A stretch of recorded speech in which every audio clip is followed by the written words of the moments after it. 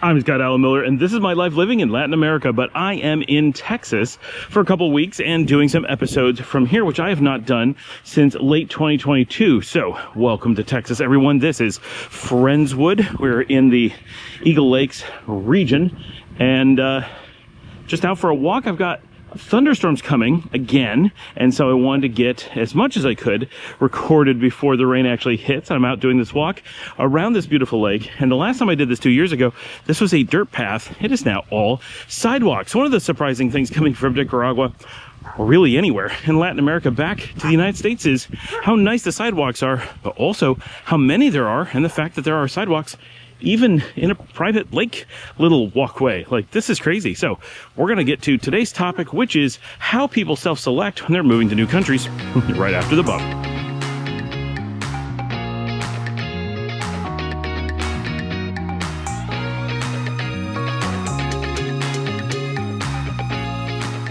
For those that live in the United States, we're used to the idea that if you live long enough and you move around enough, there's a really good chance that unless you're just moving for a job and not make any personal decisions, if you're choosing where you're going to live for, like, basically deciding what place is best for you and then moving, and then you look for a job there, or maybe you don't need to work, then there is this concept of self-selection that we're starting to realize in the US that creates really strong, and we see it as red and blue states, we see it that people who are looking for one type of lifestyle or ideology, I'm passing a dog here, are likely to gravitate to a place with other like-minded people. This is kind of obvious in general, and we see it in other ways as well. People from red states will often think of blue states like New York and California as examples as being really just very similar, but New Yorkers and Californians will tell you that they are extremely different places. The fact that they both tend to vote in one particular way is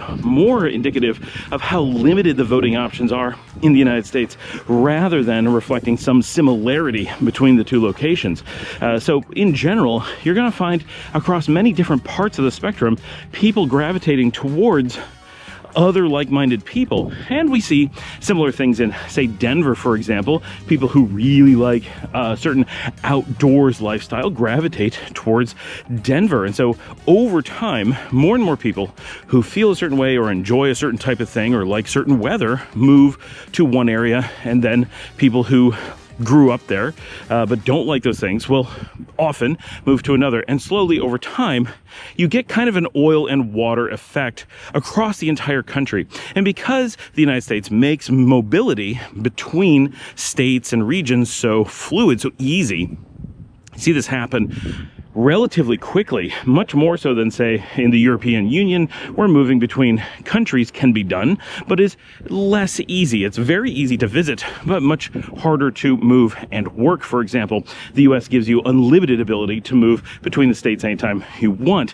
And so you really see a natural movement simply because, and you know, we're all pretty much guilty of this, right? We find a place that has the taxes we want, the weather we want, the job we want, the people to hang out with when we want, the culture that we like, and we move there instead of staying in the place that we grew up. This has become increasingly common, and as people move for work and other things, they're going to move for personal reasons as well. And so it's an ever accelerating thing, and as places become more polarized or more unique, it's going to accelerate even more, and people who don't fit into that culture are going to be seen as outsiders, even if they grew up there. And so they naturally want to move to a place where they feel that they fit in even better.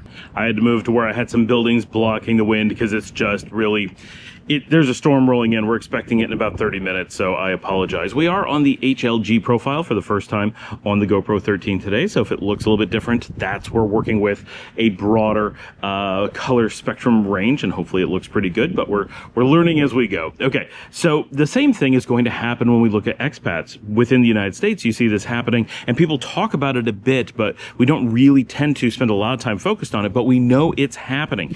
People are moving to places that fit their needs better, and so places become more polarized. So over time, we're seeing more and more of this, and ideas like how democracy works, how politics work, are affected by this, and needs to be something that people question. How is this going to play out in the United States? How's it going to play out on the world stage? Because this happens on a grander scale.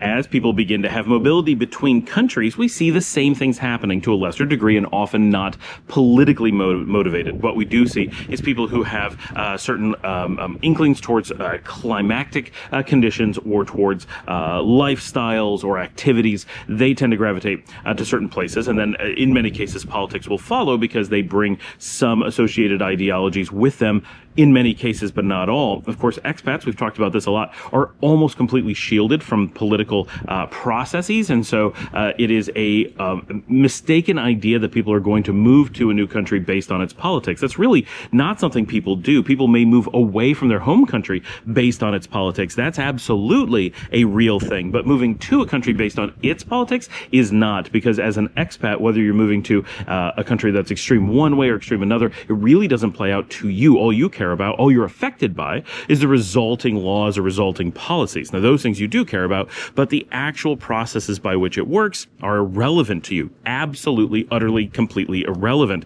So to be focused on them and worry about them is not really sensible and doesn't cross most people's minds. People may feel like they're making a political statement as to where they're going, but most people are completely, especially if you're coming from North America, tend to be utterly unaware of what the politics are of the place you're moving to anyway. If you ask someone of the place that they're moving to, how do things work? Generally, they're going to be blissfully unaware, and that's fine. You can be unaware. You're not, under any obligation to know a single thing about it because it doesn't affect you, and you're not allowed to participate. Right now, if you're becoming a citizen, that changes the picture. But just as an expat or as a basic immigrant, it does not, and so that doesn't tend to play out the way that people imagine that it would. That people move to a country based on how its government operates. It's just. That's a general myth, but we get that because we see people move away from a country because of political persecution or disliking political processes or fear of the government or a lack of certain rights or whatever, and so they move away from a place. But as a non-expat, they're affected by those things differently once they become an expat. And again, the power of the expat, that video really helps explain a lot of this, severs those bonds. You don't have to worry about those things. However, what we do find, and none of this was meant to be a political discussion, and it is not, really all the point of that is just pointing out how little politics are involved, is that when people are looking at new countries, what we tend to do is self-select places based on a lot of factors, climate, of course, lifestyles, types of food, language spoken, and so forth. Because of this huge set of things that we generally consider when we're looking at moving to a new place, because we have so many things we consider. What we tend to find is, in many ways, the same things that we're finding within the United States, we find within expat communities other places. So let's just take Nicaragua and Costa Rica, because we use them as examples all the time, because they're such polar opposite places that sit right next to each other. People who are looking at Nicaragua tend to look at one set of factors as being things that are very important to them. People who are moving to Costa Rica tend to look at a very different set of factors of things that are very important to them. In general, not always, but most people share a lot of the things that they want. For example, when it comes to cost of living, everybody universally agrees they would like to move to a lower cost of living, all other things being equal. When it comes to safety, everyone wants a place that's safer, all other things being equal, and so forth. So it's not that people tend to disagree about, do you want safety? No, I don't want safety, right? That no one really says that. But what they disagree on, maybe not verbalized, is that they prioritize different factors completely differently. So people who are moving to Nicaragua have a tendency, we're going to get a lot of wind here in a second, have a tendency to prioritize low cost of living, for example, as a very important factor. People who are moving to Costa Rica tend to prioritize modernization or access to American or North American style housing and apartment complexes near resort areas like the water, which is a complex way to say something that we probably should have a term for, and I don't. But those priorities are very important because that defines a lot of who's moving to which region. So because of these universal priorities within an individual country or region, you have a tendency to find that many of the expats that you will encounter in a region that you've moved to are going to share a lot of desires and factors and personality traits with you. You're generally going to have a certain amount of fitting in with the people in a place, as long as you're doing your research and really looking for a place that fits your needs. Chances are the other expats that are there who've also done their research are going to have a higher chance, much higher chance, of being similar to you, to having shared interests, to matching your lifestyle than the general population around the world, including where you originally came from. So that's a really interesting artifact. Now, of course, in some places, the ones we mentioned as the de facto places, the places that people move to when they don't do their research, right? The places that everyone talks about, that you see ads for, that every American is like, oh, are you moving to blah, blah, blah? Oh, you picked this place? Why didn't you go to? And they quote the obvious place that you should almost rule out simply because it is the de facto answer. And even in those places where people go simply because it's the knee-jerk response, where they've done no research, you're generally going to find a lot of like-minded people who also didn't do any research and are simply going with the flow of social pressure or advertising. And that will probably carry on the tradition of, you will find people who tend to fit a bit of your lifestyle and share a lot of similarities with you, even though you didn't do your research. It's the act of not doing your research will make a certain amount of similarities. That sounds funny, but it's actually very true. And we see this heavily in those locations. There tend to be very tight expat communities that spend a lot of time together because they have these shared lifestyles or approaches to life or interest or whatever. And it is there, in those particular cases, the lack of looking into where they're going to move that creates that sense of community for them. So interesting things, but this tends to happen. So when you're doing your research, don't be surprised if you're going to find that the place you move to, for us, Nicaragua, right? Moving to Nicaragua, we found that a lot of expats were very similar to us. Okay, none are actually that similar to us in being similar per se, but in having a lot of shared experiences or interests or lifestyles and so forth, that we find that quite a bit. So it's very interesting as an expat living in another country that you do find, even though the expat community for us is very small, we find that we connect with it very well. And one of the things that we all have in common is that we weren't looking for expat communities. So we also have a lot of commonality in how much time we're really looking to be in expat groups. We all want to have those connections. We all want that feeling from home. We all want people who have shared experiences and are going through the transitions that we are, but we also all are looking to be part of our local communities and fitting in and experiencing local life, not so much as an expat, but attempting to actually be community members as well. And that is something that in some other areas, you're going to find expats who move in groups and they don't want that, right? And they'll find each other